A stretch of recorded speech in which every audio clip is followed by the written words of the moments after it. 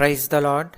దేవుని యొక్క ఘనమైన నామములో మీకందరికీ మనస్పూర్వకంగా శుభాభివందనాలు తెలియజేస్తున్నాను. ఈరోజు దేవుని యొక్క వాగ్దానము, యెహోవా నిన్ను నిత్యము నడిపించును.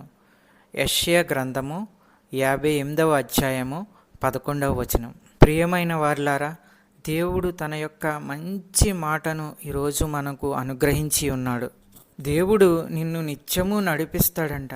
దేవుడు నిన్ను నిత్యము నడిపిస్తే నీకు ఏ కీడు కానీ, అపజయం కానీ, బాధ కానీ కలగకుండా తప్పించి రక్షించి నడిపిస్తాడు. ఆయనే నిన్ను కాపాడుతాడు.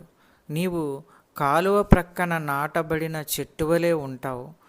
ఎందుకనగా వర్షం రాకపోయినా ఆ చెట్టుకి భయం ఉండదు, ఎండ వచ్చినా ఆ చెట్టుకి భయం ఉండదు, నిత్యము ఫలిస్తూ ఉంటుంది. దేవుడు కూడా మనల్ని అదే విధంగా కాపాడుతాడు. ఎప్పుడు దేవుడు నడిపిస్తాడంటే, నీవు ఆయన యందు నమ్మిక ఉంచినట్లయితే దేవుడు నిన్ను నడిపిస్తాడు.